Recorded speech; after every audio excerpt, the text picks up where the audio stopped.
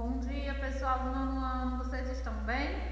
Então hoje vamos dar continuidade ao nosso capítulo 6, né? Trabalhando aí os impactos socioambientais dos continentes Ásia, Europa e Oceania, né? Concluindo aí esses impactos, né, mais acentuados na questão da Oceania hoje, certo? Então, trouxe para vocês algumas questões que ainda não foram discutidas, né, ao longo das nossas aulas nesse capítulo, certo? A questão do Tratado Antártico, a chuva ácida como questões geopolíticas, porque já falamos da chuva ácida, mas relacionada a questões geopolíticas vamos falar hoje, né? A Ilha Gully, Ilhas Maldivas, né, porque estão inclusas aí. Refugiados ambientais, o que é isso, né, porque isso ocorre, e a questão da fertilidade do solo na Austrália. Então, após a aula, vocês têm atividades do caderno de atividades, mas como eu especifiquei no slide, não são todas as páginas, só página e questões especificadas no slide. Então, olha bem direitinho qual é a página, qual é a questão, a alternativa que eu estou pedindo para resolver, certo? Então, vamos lá. Primeiro, sobre o Tratado Antártico, eu retirei só aquela parte que aparece no caderno de atividade de vocês, tal qual está lá, para a gente falar um pouquinho sobre isso. Tratado, acordo. Então, aqui é só uma parte do acordo, não é assim? Então, foi assinado em 1959. Para quê? O objetivo desse acordo, vamos lá. Assegurar que a Antártica seja usada para fins pacíficos, para cooperação internacional na pesquisa científica e não se torne cenário ou objeto de discórdia internacional. Então, isso foi um acordo, né, já prevendo aí essa questão da disputa desse território, né? Para isso já se fez esse acordo, esse tratado, né? Para que não houvesse essa briga, essa discórdia aí no território. E a outra parte, né, muito importante, era assegurar que ela seja usada para fins pacíficos. Gente, porque se não houver nenhuma lei, se não houver nenhum acordo, o que acontece, a gente sabe que quando o ser humano ele começa a pesquisar, ele começa a descobrir, ele vai sempre mais além, né, do que deve ir. Então, já pensando também em assegurar a sobrevivência dessa parte do planeta, protegê-la, porque é muito importante para nós, foi criado esse acordo, certo? Pesquisa científica. Então, na Antártica é um local de estudo, não de exploração econômica, não. Pesquisa científica para nos ajudar a entender a vida do nosso planeta, a dinâmica, os fenômenos, porque ocorre como ocorre. Então, lá é como se fosse um berço dessas pesquisas, ok? E que não se torne esse objeto, como eu já falei, é que ele não se torne uma briga, uma disputa, né, de punho internacional até. Dispositivos do ato. Ficam proibidas as medidas de natureza militar, uma das primeiras restrições, como estabelecimento de base, fortificações, realizações de manobras militares, experiências com quaisquer tipos de armas na Antártica. Proibido, certo? Segundo, fica mantida a liberdade de pesquisa científica e da colaboração na Antártica. Mantido que pode ocorrer esse estudo. Como eu disse para vocês, é para fins científicos. E ficam proibidas explosões nucleares, bem como o lançamento de lixo ou resíduos radioativos na Antártica. Também é outra proibição muito importante firmada nesse acordo. O outro lado do mundo também entrou nesse acordo, o Ártico? Não. E é isso que a gente vai ver agora. O outro extremo não tem esse acordo, não tem essa proteção como a Antártica tem. Vamos lá. No Ártico, a exploração de recursos naturais, pesca, mineração ocorre sem devidas proibições ou restrições, como lá no Tratado Antártico. É uma pena, né, gente? Porque também deveria acontecer ali também a criação do Tratado Ártico. Eu acho, sim, para uma proteção do nosso planeta, não é assim? Como consequência dessas práticas, nós temos vários impactos ambientais que já afetam os ecossistemas do ar, já são manifestados, né? já refletem aí, já mostram esses impactos, esse resultado. Expansão gradual do degelo é uma delas. Impacto gerado pelo aumento da navegação é outra consequência. Extração de recursos minerais energéticos, né? O petróleo, por sinal, um dos mais extraídos, são alguns exemplos desses impactos. Então, como eu já disse para vocês no início do slide, é uma pena que isso aconteça no Ártico, porque também deveria ser um local preservado para estudo, para manutenção da vida no nosso planeta, certo? E a questão da chuva ácida. Nós já sabemos que é uma precipitação. A chuva, em qualquer forma que ela ocorra, ela é uma precipitação. A chuva ácida, por sua vez, ocorre por conta da poluição, né, dos gases que se encontram na atmosfera no momento da precipitação. E aí vai ocasionar essa chuva que pode corroer as estátuas, que pode destruir plantações, porque o nome já disse que ela é ácida, né? Mas no nosso livro ele cita a questão da chuva ácida como uma questão, também um problema de geopolítica internacional. Como assim, Pia? Que a chuva vai interferir na geopolítica? Vamos lá. Esse tipo de precipitação pode representar a questão de geopolítica internacional, porque muitas vezes ela não ocorre necessariamente sobre o país em que ela foi gerada. Uma vez que a dinâmica das massas de ar e a circulação dos ventos tratam de levar e disseminar essas precipitações. Então, elas podem se formar naquela cidade, naquele país que está poluído, carregado ali, né, assim? E pode ser carregada, empurrada pelo vento, chegando a se precipitar lá no outro país, certo? Então, não é necessariamente que ocorra aquela precipitação onde ela se formou. Pela dinâmica das massas de ar, pelo movimento dos ventos, ela pode ser carregada e vai se precipitar em outro local. Por isso que é uma questão, pode ser considerada uma questão de geopolítica internacional. Nesse caso, os danos por ela provocados ocorrem em diferentes regiões e tem sua economia e biodiversidade, também infraestrutura urbana afetadas. Ou seja, não foi meu país que poluiu a atmosfera, mas o meu país recebeu uma chuva ácida que veio do outro país, né? Vocês estão entendendo como é uma questão geopolítica? Porque ela pode afetar o outro país no momento da precipitação, né? E essa precipitação ácida pode vir lá de outro país onde ele foi gerado, né? E não ser necessariamente originada do seu país, certo? E as consequências a gente estudou na aula passada, né? Que é a destruição de plantações, vai corroer os monumentos, não é assim? E outras consequências aí atreladas a uma chuva ácida, certo? A Ilha Gully, né?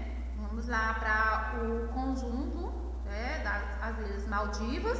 Né? A Ilha Gully é densamente ocupada pelas edificações, coberturas azuladas, tem essa característica, é porque aqui na imagem não dá bem para visualizar, mas vocês têm a imagem no livro, né? O teto aqui das edificações são realmente de coloração azul, isso é uma característica também lá da ilha, certo?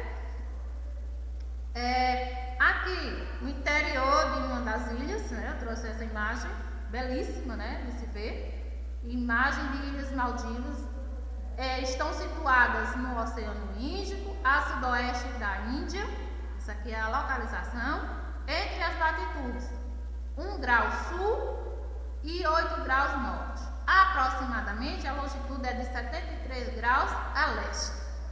Essa informação vocês vão precisar para a atividade de vocês, não é assim?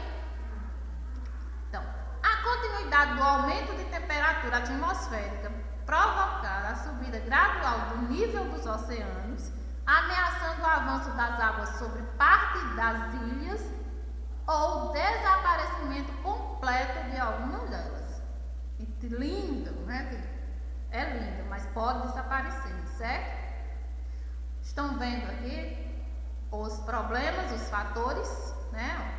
Aumento da temperatura atmosférica. A gente sabe que o aquecimento, o planeta está passando por esse aquecimento, né? E esse aumento já reflete em algumas partes do mundo. Então, as primeiras partes a serem mais afetadas, consequentemente, com o degelo das calotas, serão as partes costeiras e também as ilhas, por serem porções cercadas de água.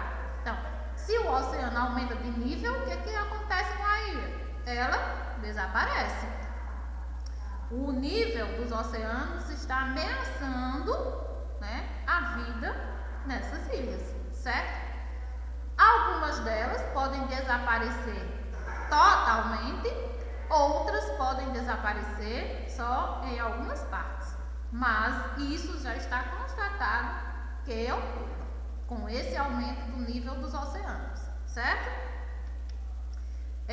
No livro tem esse texto, eu fiz questão de retirar e voltar lá, né? Texto extraído de uma matéria e continua aí essa questão sobre essas ilhas. Ele diz que a ilha de Kiribati tem apenas um hotel, mas os moradores são receptivos e não é difícil encontrar um lugar para ficar durante as férias. As praias e grandes ondas atraem muitos surfistas de diversas partes do globo. Lá, o grande contato com a natureza é um dos maiores atrativos, tornando o lugar perfeito para quem busca um pouco de isolamento.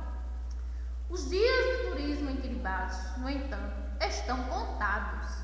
O país sofre as consequências do aquecimento global e corre o risco de submergir ainda neste século. Por causa das ameaças, as autoridades chegaram a negociar terras vizinhas de Fish, que é outra ilha, em 2012. Para quê? Para que sua população pudesse mudar e viver com mais segurança. No dia a dia, os possíveis refugiados ambientais se engajam com medidas para manter a ilha e, consequentemente, sua cultura viva. Então, é triste, né, gente? Se isso mesmo chegar a acontecer, né, ela vai desaparecer. Porque as águas, como eu falei no slide anterior, o nível do oceano está subindo. Então, a primeira consequência é a ilha submergir, desaparecer nas águas oceânicas. E aí, essa cultura, povos que habitam no local, né, tem que se mudar, né, por conta desse fenômeno e deixar para trás a sua cultura. E aqui no final do texto eles dizem, ó, possíveis refugiados ambientais se engajam com medidas para manter a ilha e a sua cultura viva, certo? Refugiados ambientais. Então falou lá no texto os possíveis refugiados. Quais? O que são esse grupo de pessoas, né? Então, refugiados ambientais, um conjunto de pessoas que são obrigadas a migrar do local em que se encontra devido a mudanças ambientais, sejam elas secas, inundações, desertificação, terremoto, entre outras, que sejam mudanças ambientais, né? Então, essas pessoas são obrigadas a saírem, a fugir desses locais, né? Por conta dessas mudanças, são classificados como refugiados ambientais. É o caso lá que está acontecendo lá na ilha, né? A ilha de Kiribati está correndo risco de desaparecer. Então, qual é o motivo dessas pessoas saírem de lá? É porque elas querem sair da ilha? Não.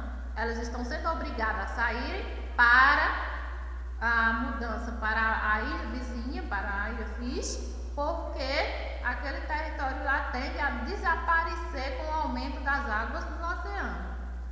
E aí elas são consideradas refugiadas ambientais. Eu coloquei o exemplo aqui, pessoas que deixam o lugar de origem devido a uma seca prolongada, uma seca severa, e vão buscar sustento em outros locais. Então também são classificados como refugiados ambientais. Saíram por conta da seca, foram obrigados a procurar outro local, certo? O governo de Kiribati, né, outra imagem aqui bonita, muito bonita por sinal, e aí eu coloquei essa observação, né, retirei do site, e ele diz que o governo de Kiribati negocia desde 2012 terras na ilha Fish para eventual remoção da sua população. A população de Kiribati é formada por cerca de 100,8 mil habitantes, que ocupa 20 das 33 ilhas que compõem o país. Muito bonito, né, gente? Que imagem, que paisagem, né? Belíssima, natureza exuberante. Só que essa natureza, né? As ações, a gente sabe que as ações antrópicas estão interferindo no planeta e corre o risco, né, de desaparecer, essas ilhas desaparecer, aí submergir nos oceanos. Então o governo já preocupado, né, com essa ocorrência toda, porque o nível dos oceanos não para de subir, ele já buscou aí, né, o refúgio, que seria a remoção das pessoas, sair de Kiribati para morarem na ilha Fish, que é uma ilha vizinha, certo? E falando sobre os solos da Austrália, temos no final do caderno de atividade de vocês esses dois mapas, onde vocês vão analisar comparando solo e vegetação, né? E observar a legenda para responder as questões. Nós temos no primeiro mapa, fertilidade do solo na Austrália, a questão da classificação dessa fertilidade, e temos aí pelas cores, como sempre Tia explora com vocês, as cores mais escuras, as partes mais escuras do mapa vai identificar uma alta fertilidade. A parte em amarelo claro já vai mostrar uma fertilidade baixa, e a parte bem mais clara do mapa que vai representar uma fertilidade baixa. Então, mesmo mapa mostrando a vegetação, a gente vai para as cores novamente, identificando aqui vegetação. Olha, a parte em amarelo representando a nativa desflorestada. A parte totalmente clara vai representar nativa, áreas nativas, certo? E a parte verde que vai mostrar a área protegida. Então, qual é a relação aqui entre a fertilidade do solo e a vegetação da Austrália? Certo? É isso que ele quer que você entenda. Você vai relacionar solo com vegetação pela legenda que eu terminei de descrever com vocês, né, para responder a questão. Fertilidade e vegetação da Austrália. Então, resumir aqui alguns pontos. Os solos mais férteis, em geral, se situam em áreas onde havia florestas. Contudo, corresponde atualmente a regiões predominantemente desflorestadas. É só vocês constatar isso no mapa que eu mostrei agora, né? Pela cor. Localizadas a nordeste do país, certo?